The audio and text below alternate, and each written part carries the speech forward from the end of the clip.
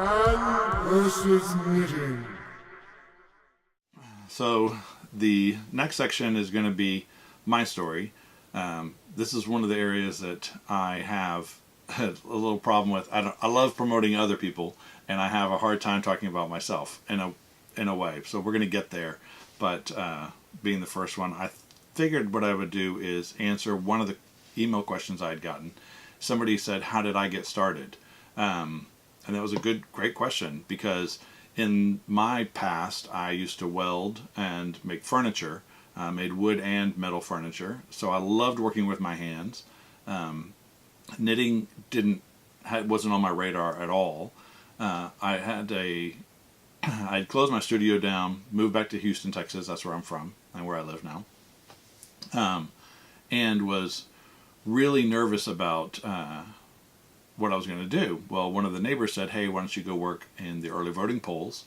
And I thought, "Hey, why not?" Okay, and I went. But I was bored out of my mind on that very first day, just sitting there twiddling my thumbs, because early voting here is 2 weeks, and the first week almost nobody shows up. So that very first day it was just quiet, and I thought, oh, I can't handle this. So I went to the local bookstore. I think it was a chain like Borders or Barnes & Noble. And then, of course, this was a long time ago. This was 2000. So then I got a book. In fact, it was... and I pulled it out of my shelves for y'all. It was this book, the Step-by-Step Needlecraft Encyclopedia. And I was flipping through it. It's got everything from knitting to tatting, hemwork, rugs, sewing, everything. But what excited me was the knitting patterns. I really enjoyed looking at them. I thought, wow, that's great. And I immediately went to Walmart, bought some cheap wooden needles and some cotton thread, cotton yarn, which is bad, and I'll talk about that later, and decided I was going to teach myself how to knit out of this book. And during early voting I did just that. Over time I realized, and I dug up and found this, that I needed to collect sort of what I was doing. So I ended up making a binder. I created a glossary of all the knitting terms I could find, and kept that in here so that I had an easy reference for myself and in my own words. I thought that was important, because if you put things down in your own words, there's that translation and you learn it a little bit better. And then I started knitting things and putting them in the binder, and then I put what the stitch was and then my own words about what that stitch created. So that way I had I could reference sort of what I had done, and that worked out, I thought, really well. And I just went from there. So to answer your question, that's how I started. I've taught classes around the country. I've taken classes all over the country. I've tried to expand my knowledge greatly, and I want to impart some of that to y'all. But another way that I thought I could share it with y'all is just finished objects, things that I've done recently, and things that I'm working on. So finished objects, I've been on a hat craze kind of lately. This is one of the latest ones. I think it's called the Naughty But Nice hat, and I'll put a link for it down below. And I don't remember what yarn this was.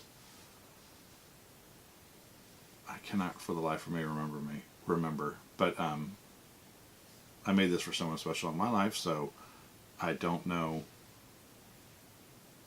You know what? I just don't know. Next, I finished this hat. This was a pattern I made up. It's a ponytail hat. And I'm going to be publishing this pattern soon, making several for some kids too. So it'll be a pattern with adult and kids sizes in there. So that's great. And this was just done with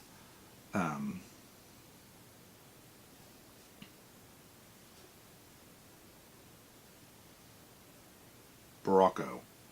Yeah. I'll put a link down below for this hat. And don't quite know what I'm going to know it. Probably the Aggie hat or something like that, because it's maroon. But that's something kind of exciting. But those are finished objects. That's all I've finished. What I'm working on now is I have a who's pregnant and going to be having a baby soon, and so she thinks it's going to be a boy. I think it's going to be a boy. Everybody else says it's a girl. So I'm banking on a boy with boy colors. But this is a diaper cover. So this would go over the belly. This goes over the diaper. I'm making one leg, doing the ribbing almost now, and then I'll pick up the stitches and do the other leg. So that's the... and this was just a single ball that was in my stash, my yarn stash. I have no idea what the yarn is. I didn't know at the time. But I do know, I can tell that it has some alpaca in it. And a little bit of silk, I think, because of the sheen. But it's a really nice yarn, so I'm hoping that the baby's not allergic. That would suck. But at any rate, that's one thing I'm working on. And then, of course, I needed to make another hat, so I cast on for another hat. This is just using something I got at Joann's, I think. But it's called DK Colors Premier yarn. It's a washable yarn, which is great, and anti-pilling because it is, I believe, 100% acrylic. Yep, 100% anti-pilling acrylic. So, but it felt, it's just super soft. It's really nice. Acrylic yarns have really come a long way, and since this is for somebody who I'm going to be making a hat and then a scarf out of, I got 2 of these balls, but I know that they just want to throw it in the wash, so an acrylic yarn is perfectly fine for that. So that'll be, and that hat is called the Claudia hat is what I'm making, but I'll share the pattern at a later date when you can see more of the pattern, because then you might want it. Right now it's barely the ribbing, so you can't really tell. I'm also working on an A&M inspired color block scarf. This is the same yarn as the hat, but just done with a cream. So that's a work in progress, and hopefully that'll be a finished object soon. And then last, this is sort of my TV, what I do when I watch TV, but it's a different technique than knitting, but if you look at it, it looks like knitting. It's called the Tunisian crochet knit stitch, but it's Tunisian crochet, so I use a hook, and the hook kind of like, oh, and I just pulled some stitches out. That's funny.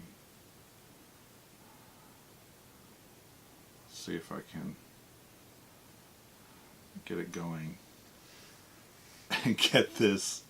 I didn't mean to pull it out.